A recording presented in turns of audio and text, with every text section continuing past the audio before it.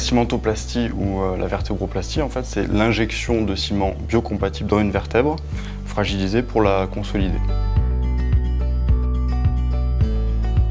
La cimentoplastie se réalise le plus souvent en ambulatoire ou au cours d'une courte hospitalisation, sous anesthésie locale, avec ou sans sédation. Une consultation spécialisée sera réalisée dans les jours qui précèdent le geste pour expliquer l'intérêt d'arrêter ou de poursuivre certains traitements. C'est à ce moment-là où certains examens complémentaires pourront être demandés, comme par exemple une IRM ou une prise de sang.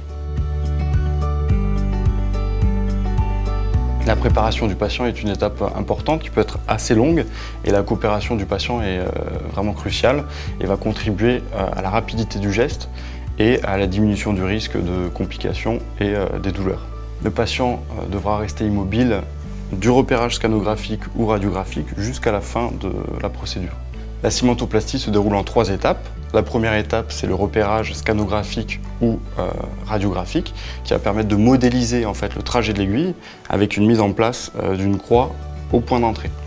La deuxième étape, c'est la désinfection de la peau avec la mise en place de champs stériles, puis ensuite l'anesthésie locale de la superficie vers la profondeur et le trajet de l'aiguille est contrôlé en temps réel sous scanner, de façon très précise. Et enfin, la troisième étape, c'est l'introduction d'une aiguille un peu plus grosse, dont le diamètre est autour de 2 mm, puis d'injecter le ciment au travers de cette aiguille. Le positionnement de l'aiguille est contrôlé en fait de façon très précise sous scanner et en temps réel. Donc on avance pas à pas jusqu'au niveau de la cible.